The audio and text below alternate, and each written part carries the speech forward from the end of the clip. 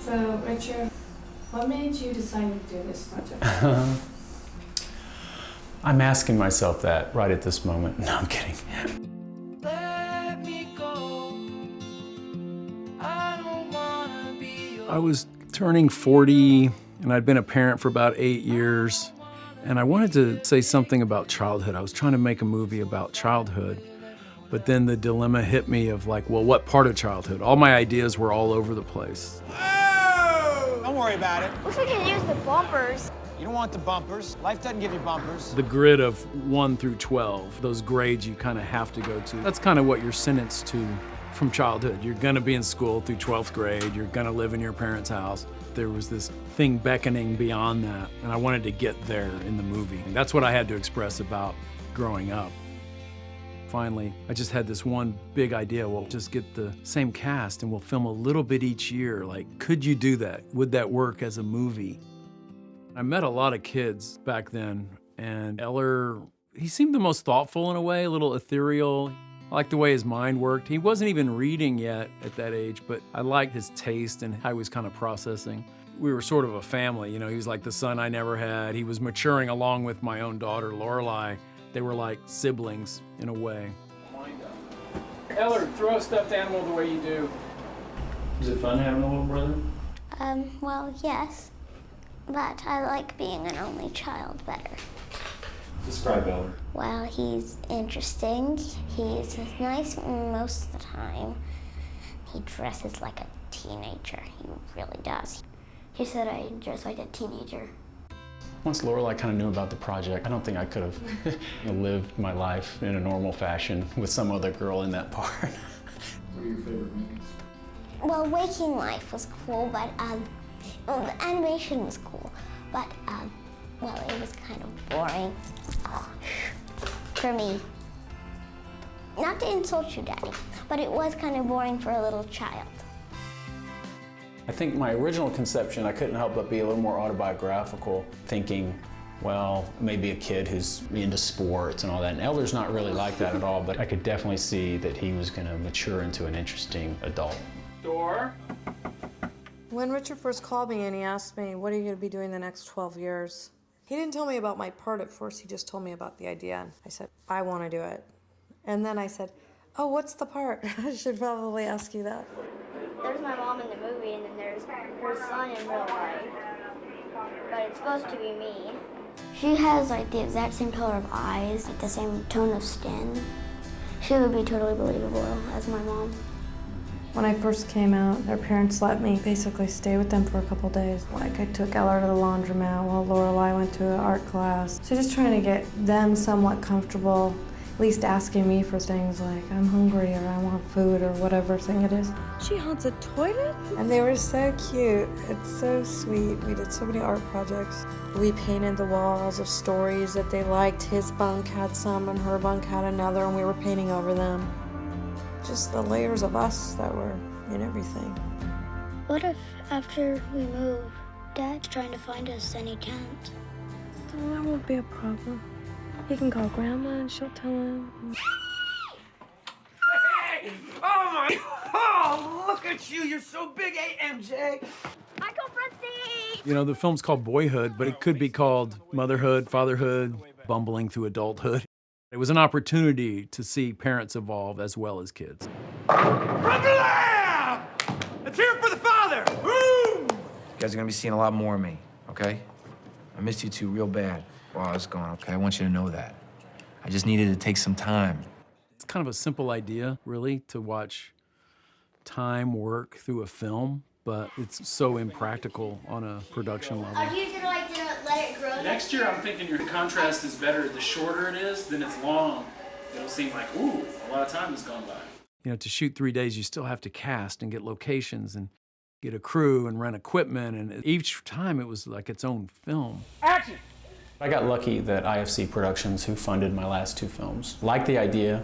It's low budget enough. I mean, they're giving me just enough every year, but do it professionally. It's very important that we're shooting in 35 millimeter. I want the film to look like one film, almost to be seamlessly dissolving from one year into the next, just people subtly aging. So I had to shoot that on film. I think if I would have done it high def or any of the current technologies, it would be very dated visually.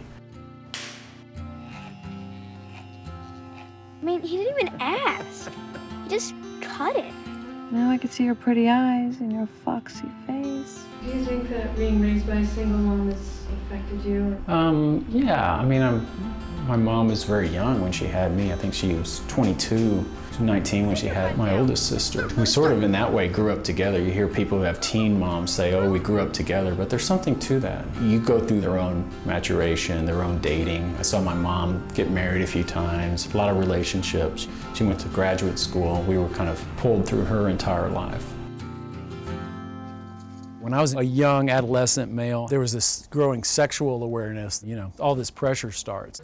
What about you, Mason? Have you ever gotten any? He gets a taste of like what high school guys talk like. They're very kind of crude and sexual. I hope it's funny.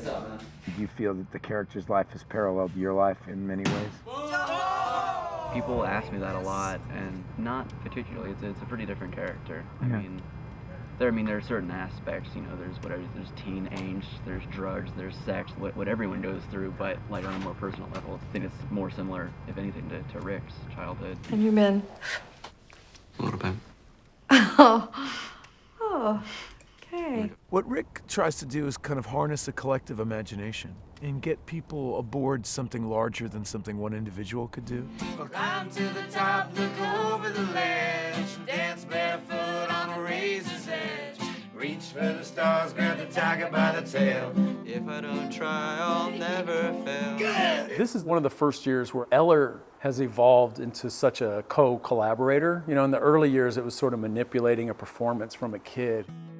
To now, you know, we started several weeks ago, just got Ellar and, you know, talking about the year and trading ideas. I work with Ellar the same way I work with Ethan now. You know, it's funny the way memory works. I'm kind of obsessed with that.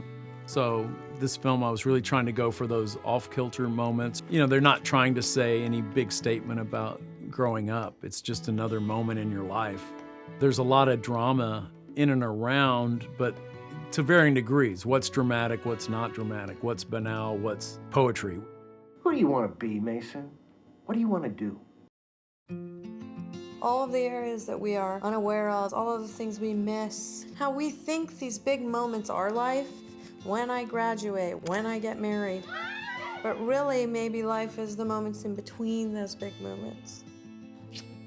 I love you, babe. So proud of you. To Mason. You did a great job with both of them. I never thought I'd hear you say that. Well, it's true.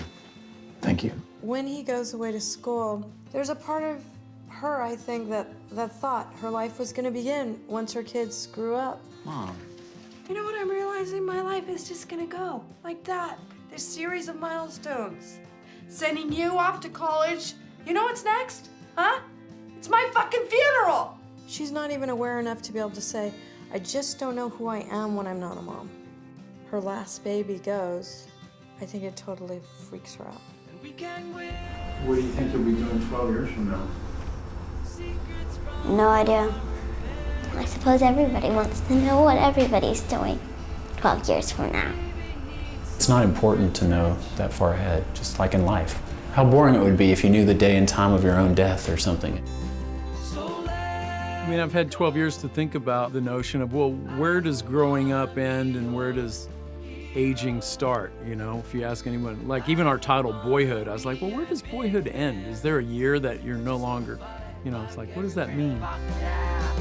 Sometimes we joke about that an alternate title for the movie would be Some Grow Up and Some Age, because watching this movie, it makes it clear how fast time is always moving, and how, in a lot of ways, this movie is about trying to live in the present. I mean, the good news is you're feeling stuff, you know? And you got to hold on to that.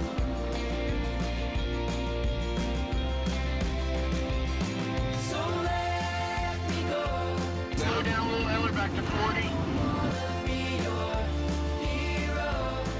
That's a picture finish on Ellar.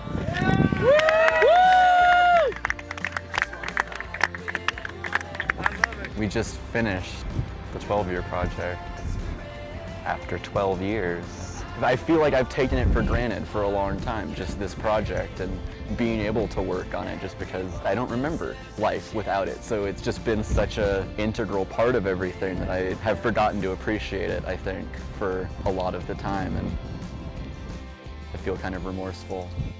It's almost perfect because that's exactly kind of the message that the movie closes on, is throw yourself into the moment. So maybe that's what I've learned most of all. I don't know. It's been a hell of an experience.